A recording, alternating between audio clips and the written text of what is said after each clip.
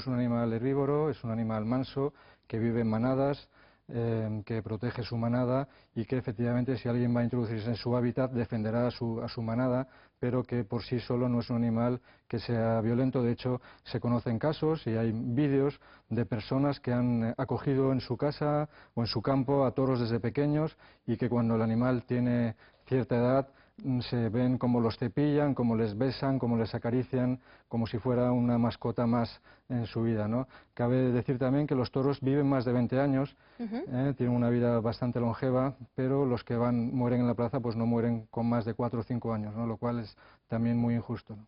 ¿Pero qué le puede suponer al toro estar encerrado durante tantas horas en una habitación, ¿no?, a oscuras, sin escuchar nada, que de repente se abran las puertas y hayan miles de personas esperando, ¿no?, bueno, pues que él salga corriendo? Imagina un animal que ha vivido durante eso, 4 o 5 años en una dehesa, en el campo, completamente en libertad, en muy buenas condiciones normalmente, es verdad que viven libres en manada, algunos incluso como sementales, y que de repente te hagan un transporte por carretera dentro de un camión, como ha dicho Juan, a veces cientos o miles de kilómetros hasta llegar a la plaza.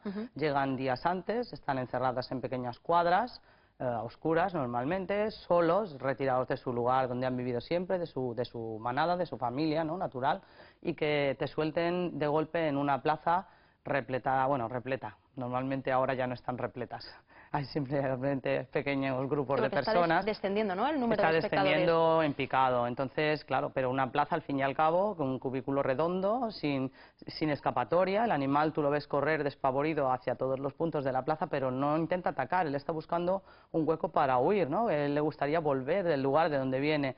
Y sin olvidarnos de que todas las suertes que forman parte de las artes de una corrida no tienen otra finalidad que la que debilitar al toro.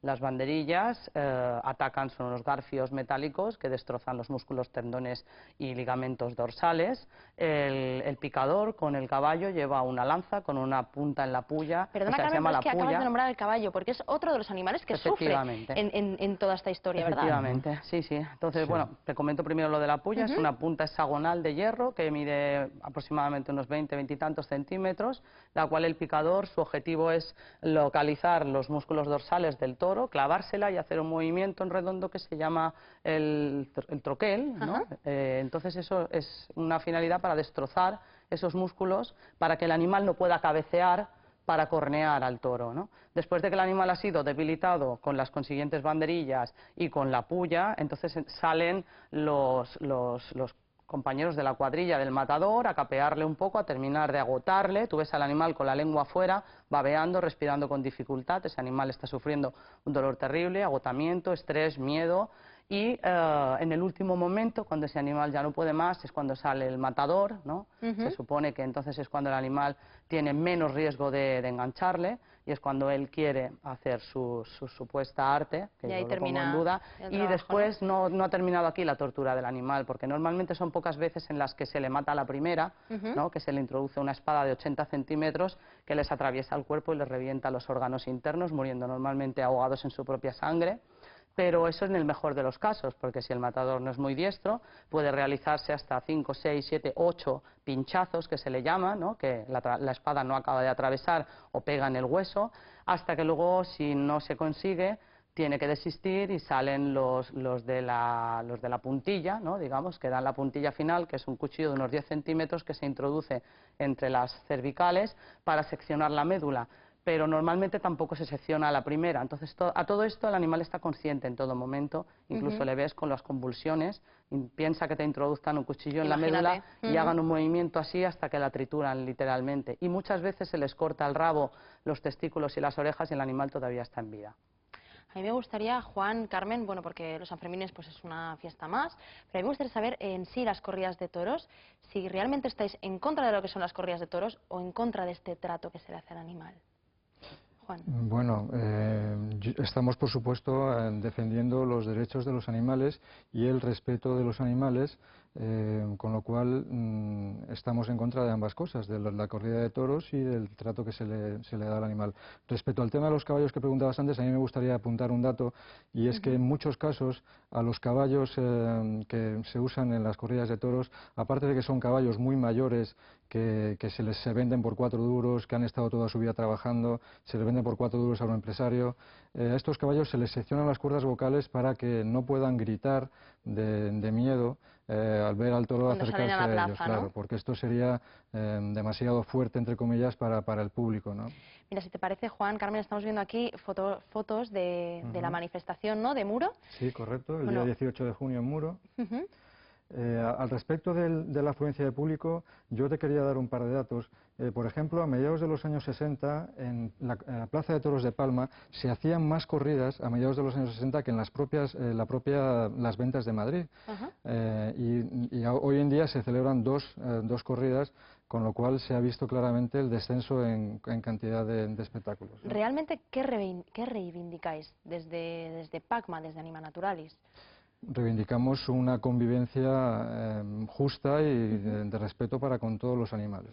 Eso es lo que reivindicamos. Consideramos que los animales son seres sintientes, que poseen un sistema nervioso capaz de generarles sensaciones y emociones básicas, muy parecidas a nuestras emociones básicas. Consideramos que son seres que merecen respeto, no son cosas, no son objetos, y por tanto son propietarios de derechos inalienables. Pero bueno, pero con los toros realmente, además de las plazas, hay multitud de fiestas que se emplean, ¿no?, el toro como tal. Por ejemplo, en mi tierra, el toro embolado, que me parece casi más escalofriante todavía que los Sanfermines, ¿no?, porque, bueno, se ve mucho más claro el sufrimiento directo, ¿no?, de las llamas que Bueno, tiene que tú soportar el precisamente animal. seguramente te ha tocado hondo este tema porque lo habrás presenciado más de una vez, ¿verdad? Sí. Pero ¿has acudido alguna vez a alguna corrida de toros en sí? En Valencia sí que se ve, es habitual. El Entonces, toro claro, embolado. ver el sufrimiento de un animal en directo es bastante fuerte, ¿no? Porque tú te das cuenta de que ese animal está padeciendo. Tú imagínate un animal en la naturaleza que cuando ocurre un incendio su instinto natural es huir del fuego, igual que huiríamos cualquier ser vivo, animal o humano. Que tú le ates a ese animal unas antorchas ardiendo impregnadas con algún líquido inflamable que se le está degotando, o sea, goteando encima de su cara, de sus ojos, de su córnea, con el consiguiente pánico que tiene ese animal porque al huir se da cuenta de que el fuego va con él. Entonces, eso es horrible. Tenemos que pensar que la sociedad ha evolucionado y que a lo mejor en una época eso era la única medida de diversión o lo que tenía a su alcance, cierto tipo de capas de la sociedad. También se ejecutaban personas en las plazas, incluso en Francia era el espectáculo mayor el acudir a las guillotinas. Hoy en día eso sería impensable, por tanto debemos de empezar a evaluar si tenemos que conseguir erradicar estas tradiciones o no. En conclusión, lo que ha ocurrido en Cataluña, ¿os gustaría que se trasladara a otras comunidades? Por descontado. Creo que es una de nuestras luchas. Es el ejemplo, ¿no?, vuestro a seguir. Sí, sí. Hay varios frentes para luchar contra esto, ¿no? El de Cataluña fue quizás el más difícil, conseguir una ILP con toda la dificultad que eso lleva, 180.000 firmas en un tiempo estipulado, con unas personas acreditadas, que llegue a un Parlamento, que se vote y que salga aprobado, eso es para quitarse el sombrero. Es un trabajo, detrás de esto no os podéis figurar el trabajo y la complicación que hay. Nosotros desde aquí todavía lo vemos un poco lejano este aspecto, pero tenemos otros medios para luchar contra esto, que es intentar que se cumpla la ley, impedir que los menores entren en las plazas, multar a los empresarios, que no se había conseguido nunca, se consiguió por primera vez el año pasado, cuando incumplen esta ley, y sobre todo pues intentar, ahora vigilaremos de cerca que no se financie con dinero público estos espectáculos, ya que nuestra ley también lo prohíbe, y yo creo que con eso casi en lugar de prohibirlo moriría por sí solo. ¿Y qué es lo próximo que queréis hacer o que vais a reivindicar?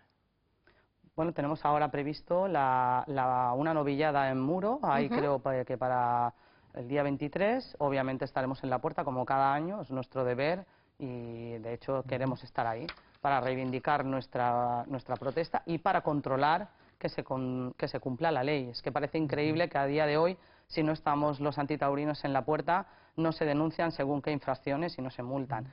Y el mismo fin de semana, el 24, tenemos la corrida de Alcudia también y obviamente acudiremos también. Bueno, pues nosotros sabes que estaremos muy pendientes de estas movilizaciones y que desde aquí, desde nuestro programa, desde TOC 4, le daremos eco a toda esta noticia. que muchísimas gracias por estar aquí, A Carmen vosotros. Rojas, Juan Ignacio Codina, muchísimas gracias a ti, muy amable. Un Buenas placer. noches. Bueno, ahora me gustaría que observaran con atención esta imagen que les vamos a mostrar. Se llama Bart.